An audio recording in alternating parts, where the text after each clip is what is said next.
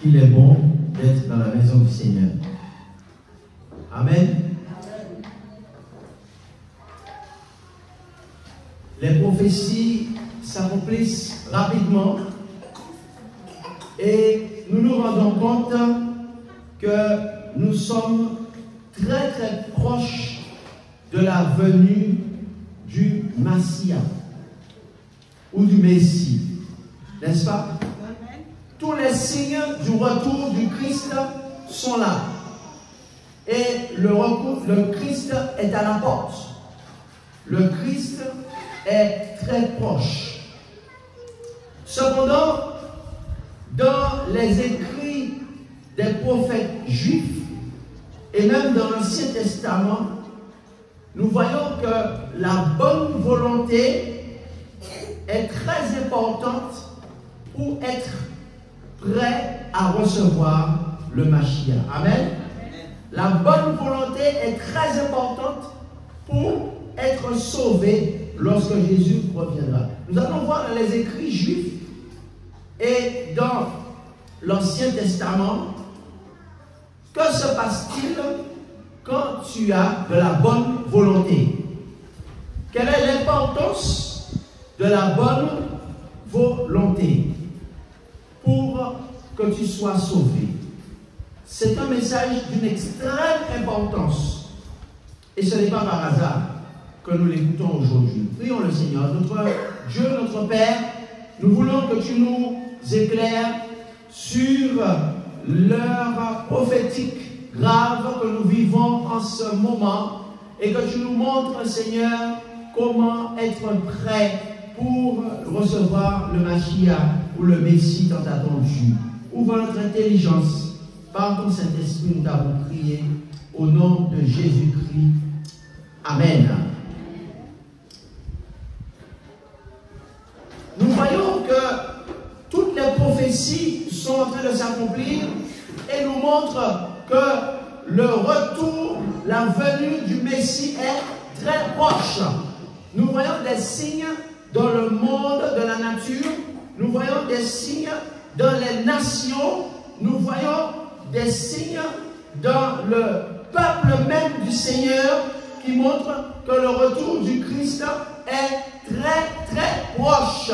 Et la trompette a déjà retenti, la trompette a déjà sonné pour nous annoncer la bonne nouvelle du retour en gloire du Seigneur, du Messie attendu. Amen.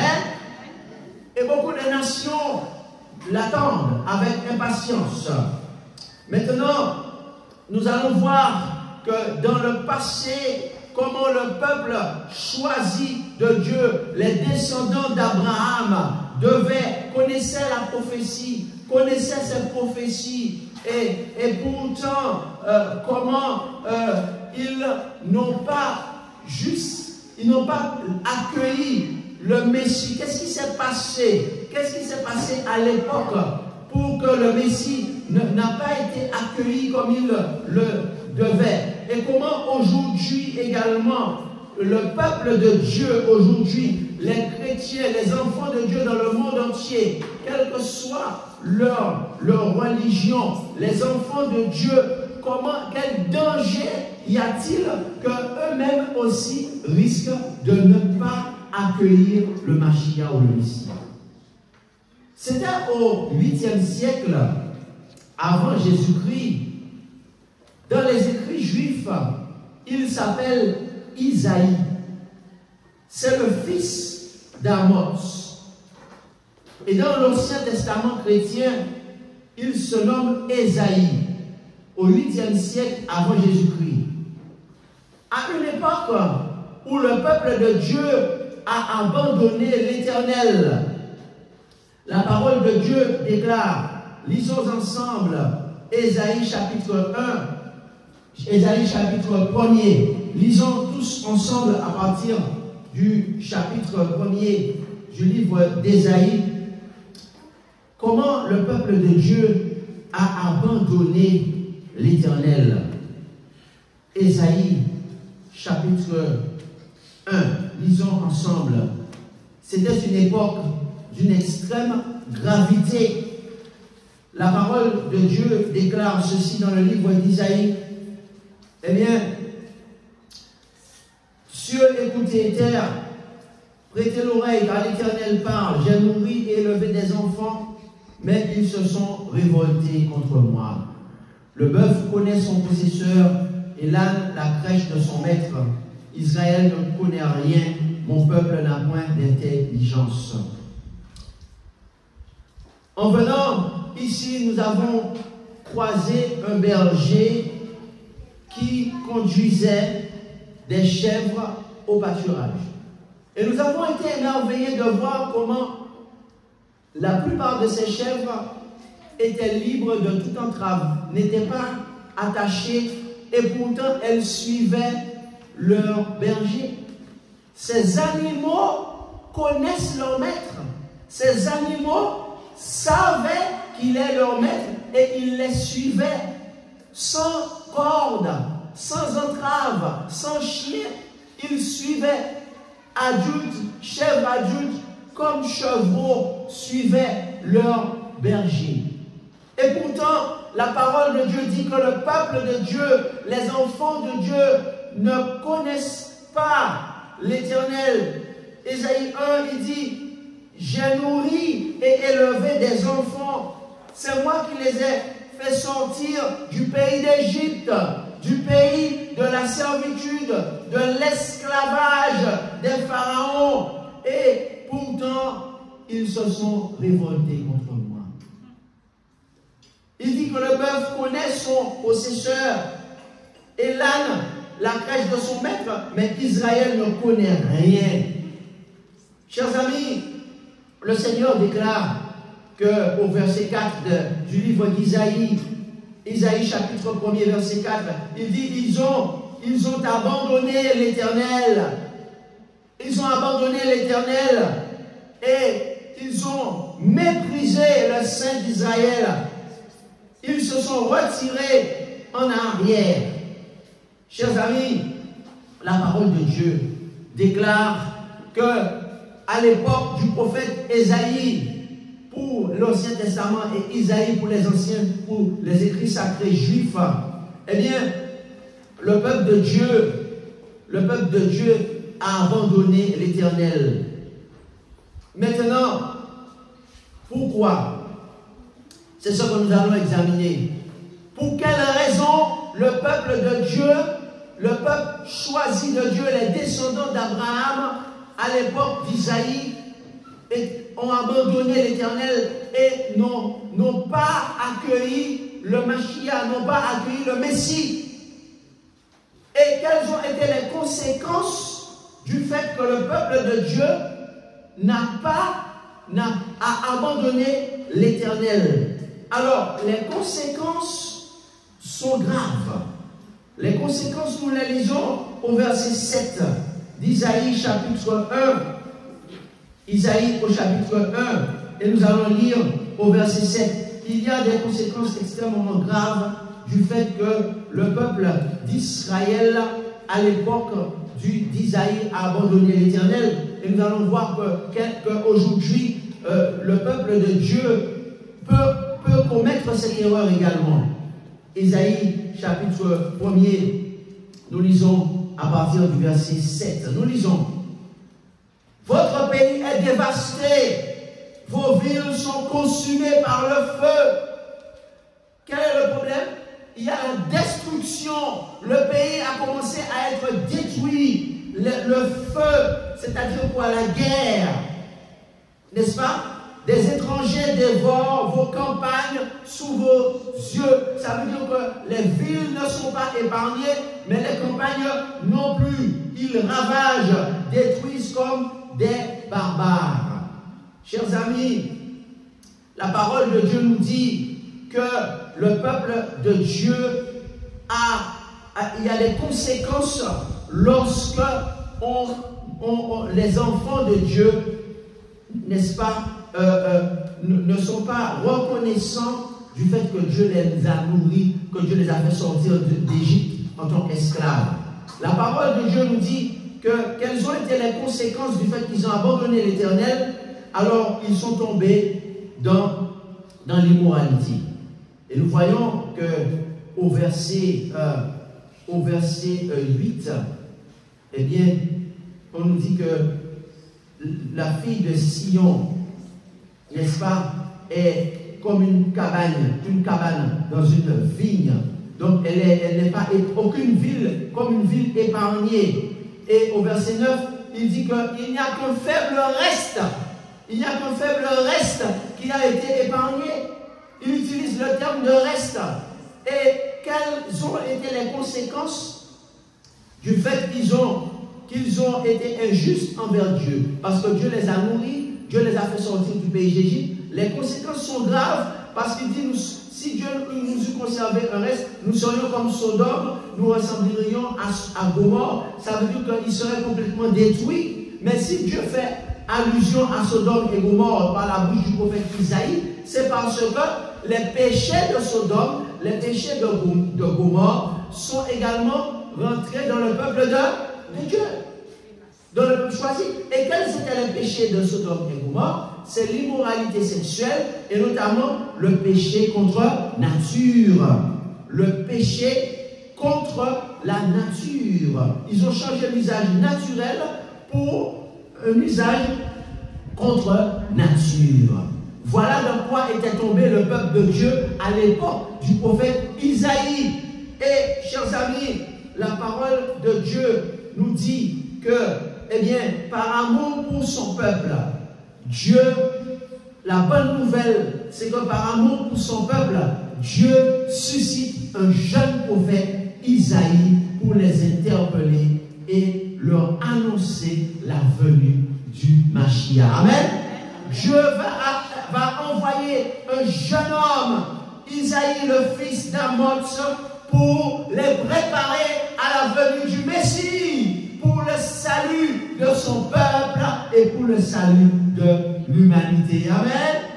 Nous disons gloire à Dieu. Mais chers amis, soyons attentifs parce que cette histoire est malheureuse, cette histoire est douloureuse, parce que lorsqu'on regarde, malgré les appels du prophète Isaïe, malheureusement Isaïe rapporte et le consigne dans le livre qui porte son nom qu'ils ne l'ont pas écouté et que les conséquences ont été graves. Quelles ont été les conséquences? Les conséquences, c'est que nous allons citer au moins 3 conséquences très graves. La première conséquence, c'est qu'ils n'ont pas été prêts à accueillir le Mashiach quand il est venu. Ils ne l'ont pas accueilli. Et pourquoi? Parce qu'ils n'ont pas écouté les prophètes. Et ils croyaient que, eh bien, ils n'ont pas accueilli le Messie. Pourquoi? Parce que pour eux, le Messie devait être un roi qui allait régner à nouveau sur le trône de David, son père. Et puisque le Messie, quand il est arrivé, ce qu'il est venu faire, c'était d'installer un royaume spirituel et non pas un royaume terrestre, eh bien, le Messie a dit non, je suis bien votre roi, je suis bien le roi que vous attendez, mais je ne suis pas le roi d'une nation, je suis le roi des rois, le Seigneur des seigneurs. Et je suis venu mourir sur une croix, non pas pour pouvoir régner et vous donner la supériorité sur toutes les nations, mais pour pouvoir vous sauver du péché et de l'esclavage de Satan. Donc ils ont dit, nous avons un problème avec ça, parce que ce Messie-là, il ne correspond pas à notre tradition rabbinique. Il ne correspond pas à notre interprétation des scribes. Il ne correspond pas à nos attentes. Il ne correspond pas à ce qu'on nous a enseigné. Et ils l'ont rejeté. Non pas à cause de ses œuvres, parce que ses œuvres étaient bonnes. Non pas à cause de son autorité, parce que personne n'avait autant d'autorité. Jésus chassait les démons. Quel rabbin chassait les démons? Jésus guérissait tous les malades. Qui guérissait tous les malades? Tous les malades, j'ai dit. Jésus ressuscitait les morts. Qui ressuscitait les morts? C'était que Jésus de Nazareth. Et il n'y a pas de contestation sur cela. N'est-ce pas? Même le grand famille Joseph, l'historien juif a reconnu le ministère de Jésus de Nazareth. Mais seulement, le problème n'était pas la puissance spirituelle de Jésus. Le problème n'était pas le témoignage de Jésus qui était bon. Mais le problème avec Yeshua al-Mashiach, c'est qu'il ne voulait pas être un leader politique. Il ne voulait pas être le roi politique d'une nation politique. Mais il a dit qu'il est venu comme un serviteur souffrant, mourir sur une croix pour sauver le peuple juif, pour sauver l'humanité et que le peuple de Dieu puisse établir son royaume qui est un royaume éternel et spirituel et non pas matériel. Chers amis, les conséquences sont graves parce que le même prophète Isaïe, dans Isaïe chapitre 9 et au verset 5, était en train de préparer le peuple juif, le peuple de Dieu. Et il a dit ceci, Isaïe 9, il a dit, verset 5, il a fait des prophéties pour annoncer le Messie messianique, car un enfant nous est né. Isaïe 9, verset 5. Il a dit, car un fils nous est donné, et sa domination reposera sur son épaule. On l'appellera admirable, conseiller, Dieu puissant. Amen. Père éternel, prince de la paix. Le prophète Isaïe, l'un des plus grands prophètes du judaïsme, l'un des plus grands prophètes que la terre ait porté, même du christianisme, et bien le prophète a déclaré que le Messie n'était autre que Emmanuel. Signifie Dieu avec nous. Qu'il était d'essence divine. Et c'est pourquoi, quand Jésus de Nazareth a guéri, a pardonné les péchés, on lui a dit par quelle autorité tu pardonnes les péchés. Il a dit qu'est-ce qui est plus facile de dire?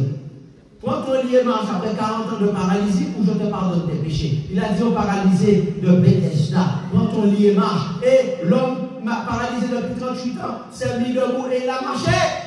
Donc, par conséquent, il a montré qu'il avait l'autorité, pas seulement sur le corps, mais aussi sur l'âme tout entière. Et qu'il pouvait pardonner les péchés, ce qui est une prérogative qui est réservée seulement à Dieu. Donc, Isaïe le prophète avait annoncé que ce serait nul autre que le Fils même du Dieu vivant, de Yahweh. Mes chers amis, ils ne l'ont pas accueilli. Et quelle a été la conséquence? C'est ce qui nous intéresse ce matin. La conséquence a été grave parce que puisqu'ils n'ont pas accepté le ministère d'Isaïe, le ministère d'Ézéchiel, le ministère de Michée, puisqu'ils n'ont pas accepté les annonces des prophètes, alors ils ont connu l'impensable, c'est-à-dire la destruction du temple de l'Éternel. Ils ont connu la destruction du temple. Le temple qui était le symbole de la présence de Dieu.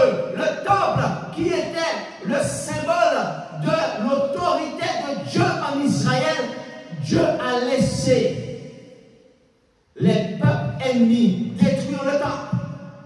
Et lorsque le temple, voilà, il y a des conséquences lorsque on n'accepte pas l'amour de Yahweh. Lorsqu'on n'accepte pas le message des prophètes, il y a des conséquences graves. Et aujourd'hui, le temple a été détruit. Et si ce n'était pas suffisant, eh bien, ils ne se sont pas repentis. Alors ils ont connu aussi la déportation babylonienne. Et tout cela, le prophète Isaïe l'a annoncé. Le prophète Isaïe a annoncé qu'il y aurait eu la déportation. Ils ont été exilés à Babylone. Pourquoi? Alors la question qui nous intéresse aujourd'hui, au XXIe siècle, c'est pourquoi est-ce qu'ils n'ont pas accepté l'amour de Yahweh? Et pourquoi est-ce qu'ils ont connu les conséquences qu'ils ont refusé, ils ont rejeté le Messie quand il est venu, et ensuite ils ont connu la destruction du temple et ils ont connu la déportation babylonienne.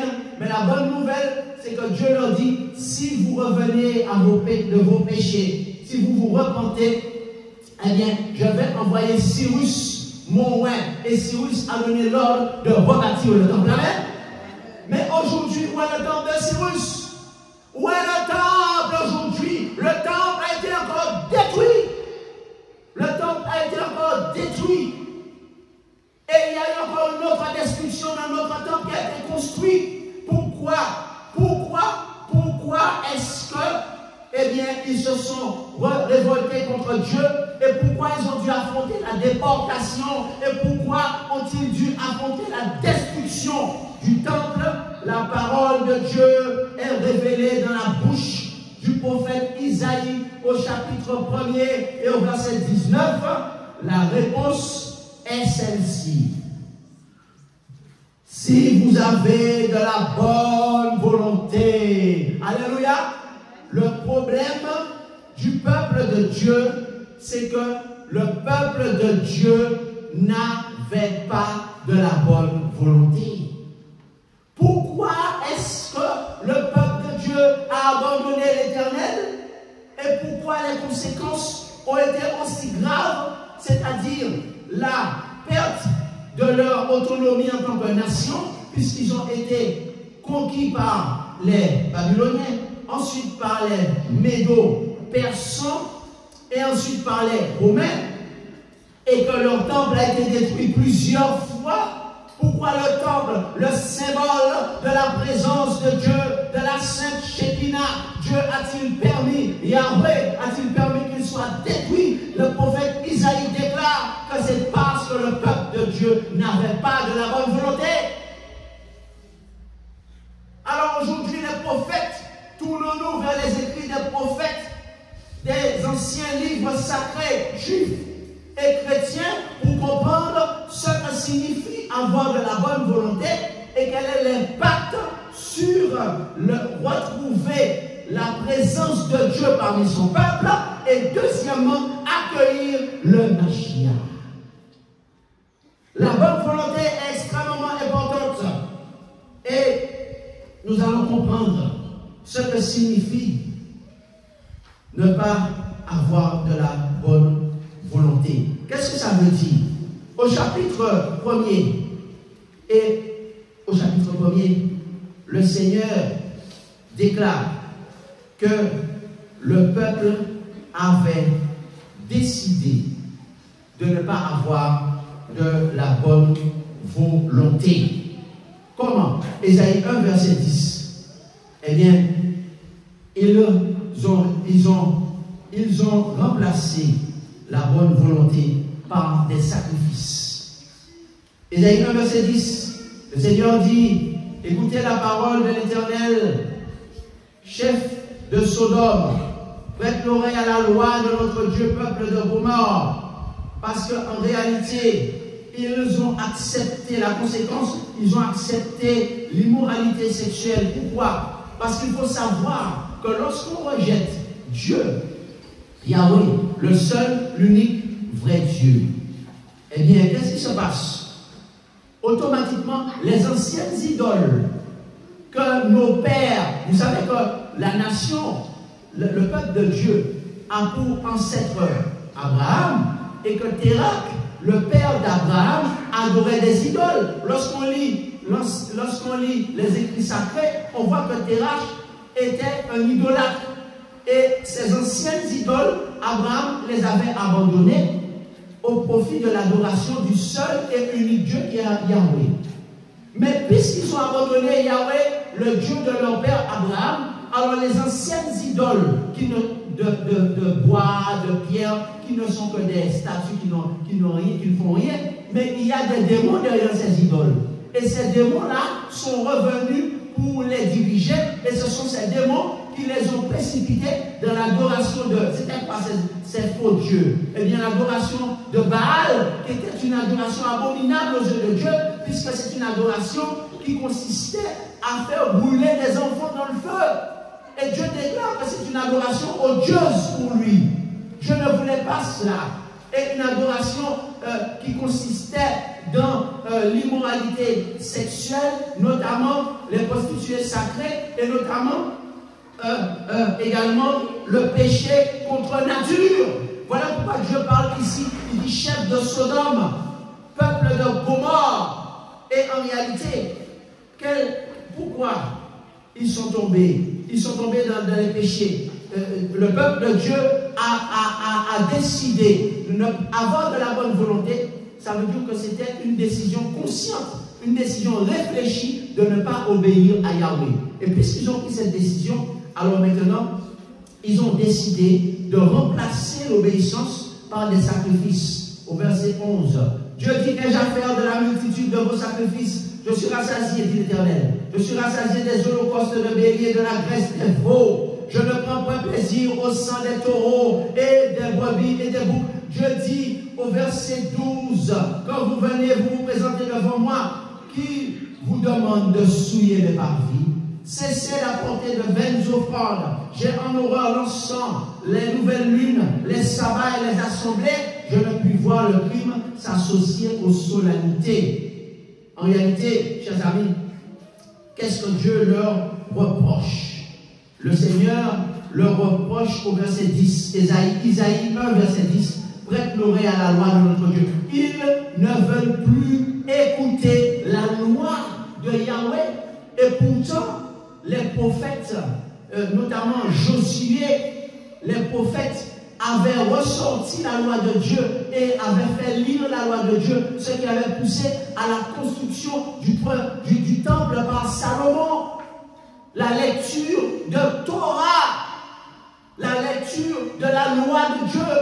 Eh bien, ils ne veulent plus écouter Torah, ils ne veulent plus, pour les chrétiens, c'est les 10 commandements. Ils ne veulent plus écouter, accepter les 10 paroles, le décalogue. La parole de Dieu dit qu'ils ne veulent plus écouter. Ils veulent pratiquer les péchés de Sodome et Gomorrhe. Ils ne veulent pas pratiquer la loi de Dieu qui est le reflet de son caractère. Et lisons dans Romains chapitre 7 et le verset 10. Pourquoi Dieu fait référence à sa loi? Parce que la loi de Dieu ne fait que refléter le caractère de Dieu. Et quelle est la qualité essentielle et principale du caractère de Dieu? Alors, lisons Romains 7, verset 12.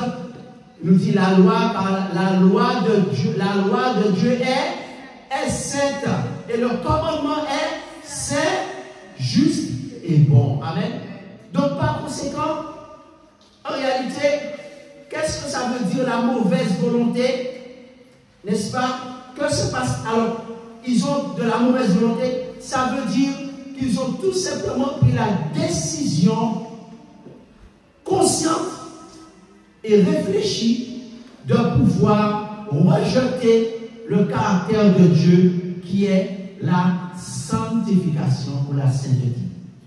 Ils ont décidé de rejeter la sainteté de Dieu. Qu'est-ce qu'ils ont rejeté? La sainteté de Dieu ou la sanctification. Pourquoi? Parce qu'en réalité, ils ne veulent pas être saints. Ils ne veulent pas être à part. Ils ont voulu être comme les autres nations. Ils ont voulu mettre en place un royaume terrestre. Et ils ont demandé un roi. Ils ne voulaient plus d'une théocratie de Dieu qui dirige à travers les prophètes. Ils voulaient un royaume terrestre. Mais Dieu, lui, ce qu'il voulait, c'est le royaume des cieux. Et qu'il puisse avoir son caractère, c'est-à-dire qu'il puisse être des saints. Ça veut dire séparé du péché et des pécheurs pratiquants. Chers amis, le Seigneur va utiliser un jeune homme. Un jeune homme du nom de Isaïe. Et pour les chrétiens, son nom a été traduit. Il s'appelle Ésaïe, le fils d'Amos. Et le Seigneur va lui montrer comment le peuple de Dieu, ce qu'il attend du peuple de Dieu, et comment le peuple de Dieu doit avoir de la bonne volonté. Nous voyons ça à la page 681 de la version Louis II, Ésaïe chapitre 6 et à partir du verset 1er, Ésaïe chapitre 6. Le Seigneur va montrer à ce jeune homme, Isaïe, comment le peuple de Dieu peut reconstruire le temple, Comment le peuple de Dieu peut être prêt à accueillir sa présence et comment le peuple de Dieu peut retrouver sa faveur et surtout éviter la guerre, éviter la destruction dont il parlait tout à l'heure, qui sont les conséquences de la mauvaise volonté. Et qu'est-ce que Dieu appelle avoir de la bonne volonté? Le Seigneur va donner une vision au prophète Isaïe, une vision de son caractère, c'est-à-dire de sa sainteté. Isaïe chapitre 6, l'année de la mort du roi Osias, je vis le Seigneur assis sur un trône très élevé et sa robe remplissait le temple. Des séraphins se tenaient au-dessus de lui, ils avaient chacun 6 ailes, 2 dont ils se couvraient la face, 2 dont ils se couvraient les pieds et 2 dont ils se servaient pour voler. Ils criaient l'un à l'autre et disaient: Saint, Saint, Saint est l'Éternel des armées, et toute la terre est pleine de sa gloire. Et ainsi les portes furent ébranlées, et par la voix qui retentissait, la maison fut remplie de fumée. Alors je dis: malheur à moi, je suis perdu car je suis un homme dont les lèvres sont impures. J'habite au milieu d'un peuple dont les lèvres sont impures, et mes yeux ont vu le roi, l'Éternel des armées. Chers amis, le Seigneur a montré au prophète Isaïe que qu'est-ce que ça veut dire avoir de la bonne volonté? C'est accepter, accepter le plan de Dieu, l'amour de Dieu. Comment? En cherchant à avoir son caractère et à être saint, en cherchant la sanctification. Amen. Et s'ils acceptent d'avoir de la bonne volonté, eh bien Dieu déclare que le temple sera reconstruit. Amen. Il va choisir un roi païen, Cyrus, le Perse, qui va, grâce à qui? Grâce à un reste. Il parle du mot reste, ça veut dire que c'est un petit nombre. Il ne dit pas que la nation tout entière, il ne dit jamais dans les écrits des prophètes juifs, dans les écrits de l'Ancien Testament, que c'est toute la nation, que c'est tout le peuple de Dieu, que tous les enfants de Dieu du monde entier vont accepter la sainteté de Dieu, de ressembler à Dieu. Mais il parle de reste. Il dit que c'est grâce, c'est un tout petit reste qui a accepté la sainteté de Dieu et qui est retourné à Jérusalem, la ville. Quelle ville? Quelle ville? La ville sainte, pour reconstruire le temple de Jérusalem. Ils retourneront à Jérusalem après l'exil, après la déportation, s'ils acceptent d'avoir de la bonne volonté. Isaïe chapitre 1, et nous lisons au verset 19, si vous avez de la bonne volonté, si c'est le conditionnel, à condition que vous avez de la bonne volonté, qu'est-ce qui va se passer? Vous mangerez les meilleures productions du pays. Quelle est la cause de la famine? Quelle est la cause de la souffrance? Quelle est la cause de la guerre? Quelle est la cause du feu? Quelle est la cause de la destruction? C'est le fait que le peuple de Dieu, quel que soit l'endroit où il se trouve, n'a pas de la bonne volonté. On prit une décision consciente de ne pas accepter la sanctification sans laquelle personne ne verra le Seigneur. C'est le résultat d'une décision délibérée, d'une décision consciente. Chers amis, s'ils acceptent la sainteté de Dieu, ils vont connaître l'abondance, dit le Seigneur au verset 19, au verset 20. Vous mangerez aux meilleures productions du pays, verset 19, Isaïe 1, 20. Mais si vous résistez, si vous êtes rebelles, vous serez dévorés par le glaive, car la bouche de l'Éternel a parlé. Qui est l'Éternel? C'est Yahweh. Qui est l'Éternel? C'est Yahweh. Il dit, si vous êtes rebelles et vous n'acceptez pas de me ressembler, d'être saint, eh bien, je ne vais pas m'imposer, je ne suis pas un dictateur. Je vais accepter que vous me mettiez de côté. Je vais me retirer. Mais vos anciens démons vont revenir et vont apporter quoi? La destruction. Vont apporter quoi? La guerre. Vont apporter quoi? Le péché contre nature. Vont apporter quoi? L'immoralité. Et finalement, vont apporter la destruction et la famine.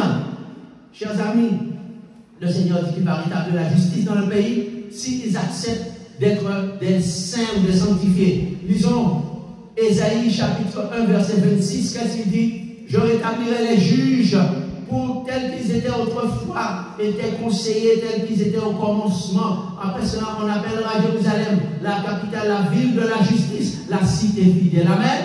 Aujourd'hui, le Seigneur dit, n'ayez crainte, je vais rétablir les juges, je vais rétablir la justice. Mais à quelles conditions? Ésaïe a eu la vision de la sainteté de Dieu.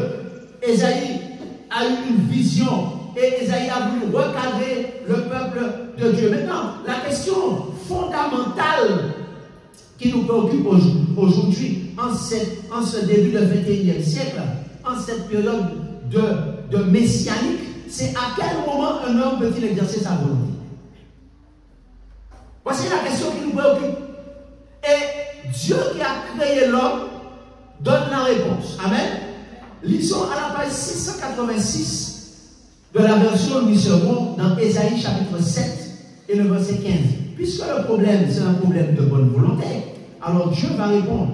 Dans Ésaïe 7 verset 15, Dieu dit à quel moment l'homme peut-il exercer sa volonté? Ésaïe 7 verset 15.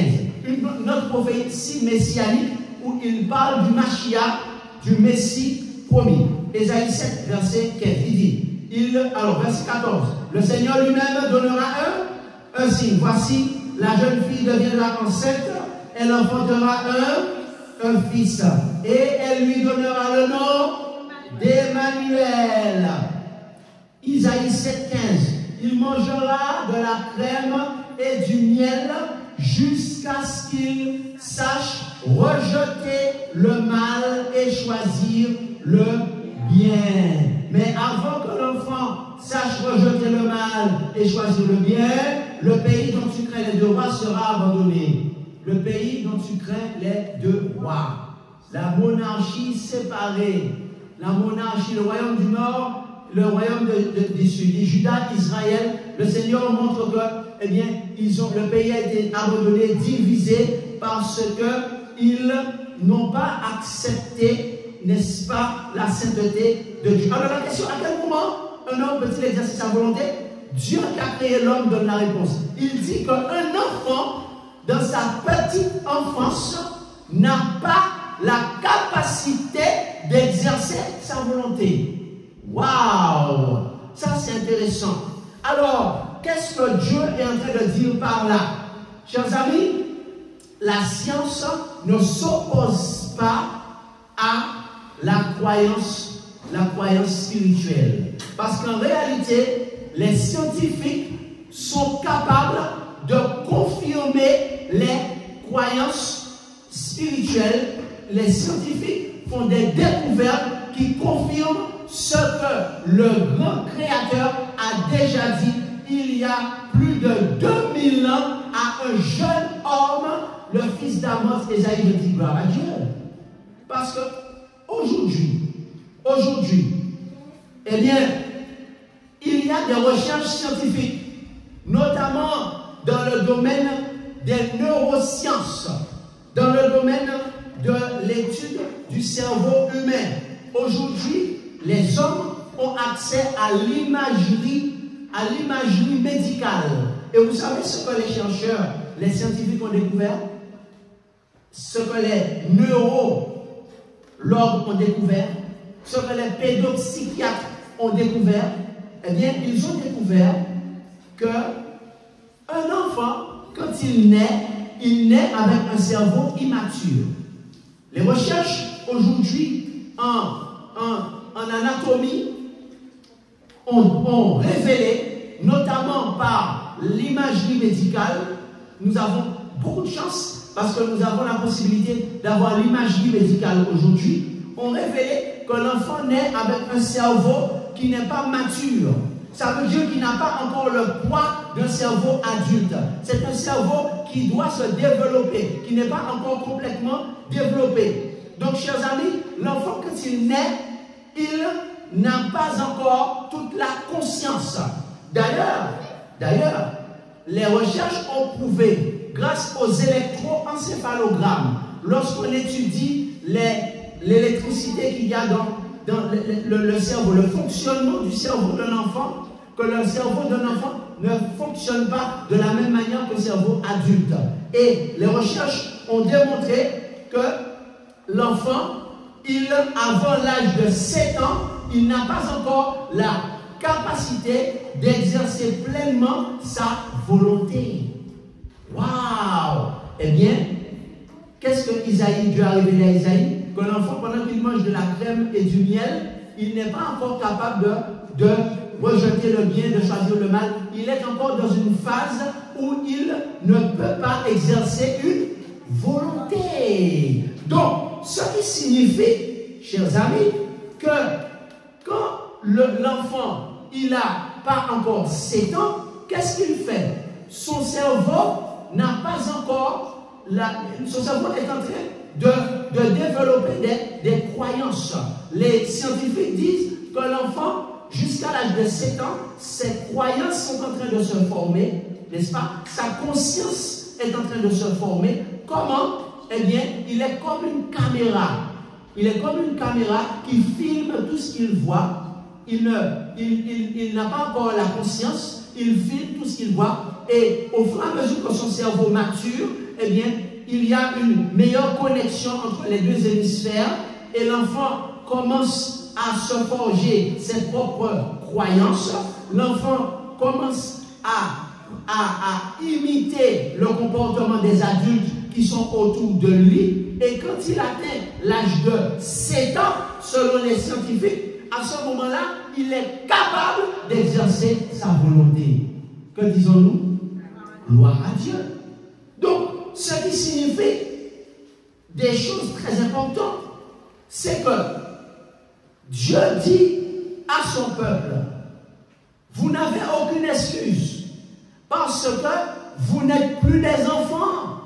Vous avez un cerveau qui est mature. Et voilà pourquoi il dit, si vous avez de la bonne volonté, ça veut dire que vous avez la capacité de choisir, de rentrer dans mon plan pour sauver l'humanité, d'accepter le Mashiach, n'est-ce pas, qui, lui, est venu mourir sur la croix pour pouvoir vous donner le pardon de vos péchés et pour pouvoir que vous changiez de caractère, c'est-à-dire que vous ayez un caractère sanctifié comme la vision d'Ésaïe 6. Mais non, ce n'est pas ce que vous voulez. Donc, vous avez refusé de manière consciente, de manière délibérée, parce que vous avez la capacité d'avoir votre volonté. Et voilà pourquoi Dieu dit que vous êtes adulte, vous avez un cerveau mature, mais pourtant, vous avez décidé que vous ne voulez pas ressembler à votre Dieu merveilleux qui est saint. Alors, chers amis, il faut savoir que c'est extraordinaire parce que les scientifiques ont démontré ce que Dieu a dit à un jeune homme il y a plus de 2000 ans. C'est pas extraordinaire?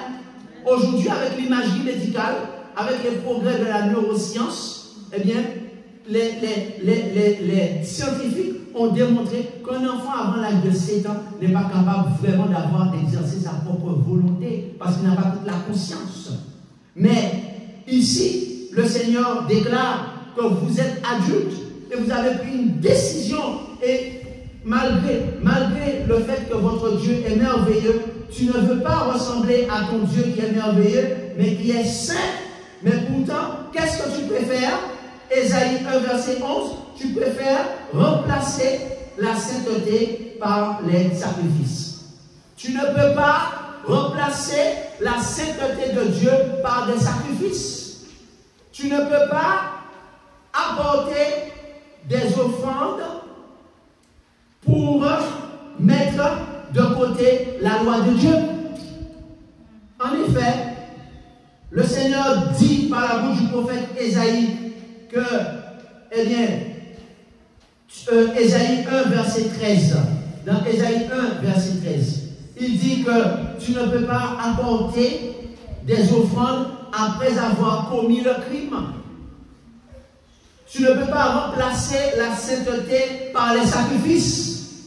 Tu ne peux pas apporter de l'encens, respecter les nouvelles lunes, respecter les sabbats et les assemblées, alors que, après avoir commis le crime, le Seigneur déclare qu'il faut maintenant que tu aies de la bonne volonté.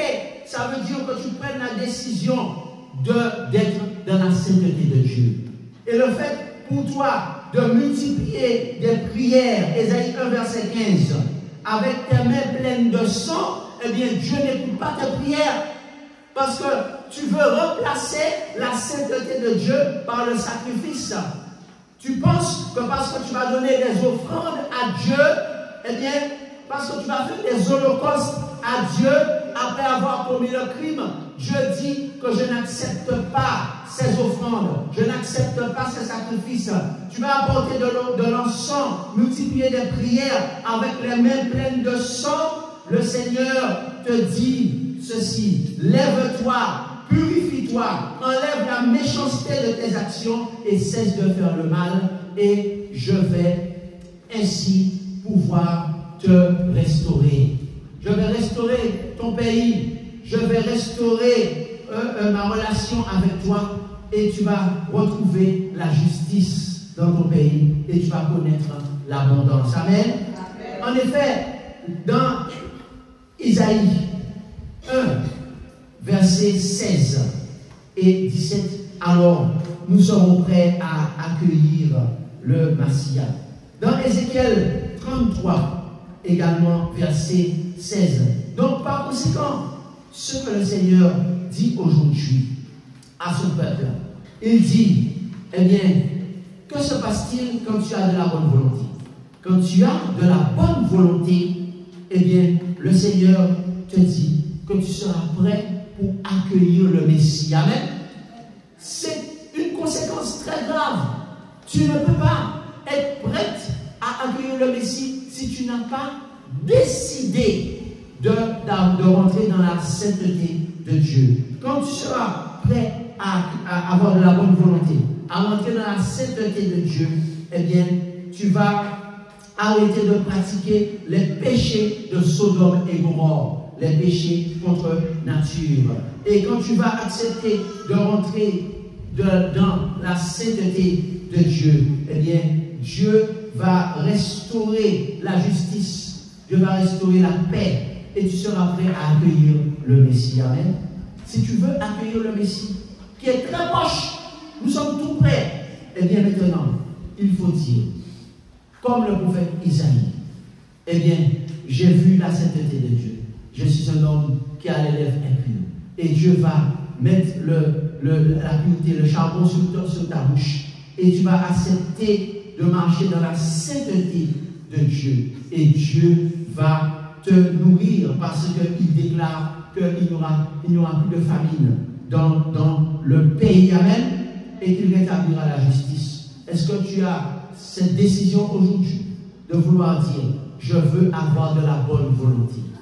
Parce que je ne suis pas un enfant, j'ai plus que 7 ans, et que je ne vais pas rejeter la sainteté de Dieu. Parce que ce n'est pas ce Messie-là que je voulais. Je voulais un roi, je voulais un chef de guerre qui va conquérir le monde. Non, tu veux un roi de paix, le prince de la paix, qui va amener son caractère, la sainteté, la justice dans le pays, et qui va amener la nourriture. Si c'est ton désir, eh bien nous allons chanter ce chant qui dit, je ne sais pourquoi dans sa grâce, Jésus m'attend t'aimer, mais par son sang il efface ma dette, mon péché, mais je sais qu'en lui j'ai la vie, il m'a sauvé, et dans son amour, eh bien j'attends son prochain retour. Nous allons chanter ce chant ensemble.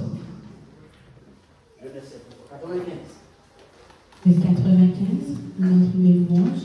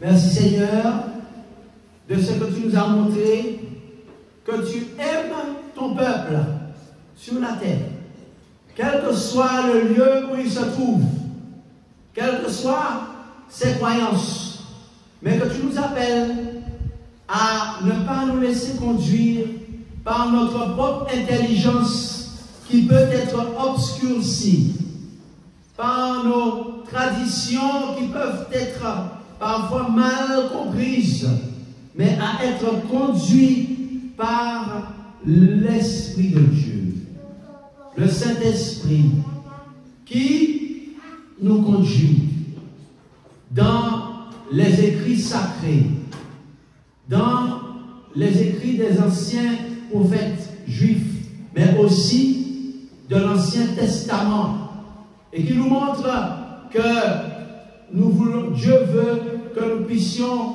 avoir de la bonne volonté.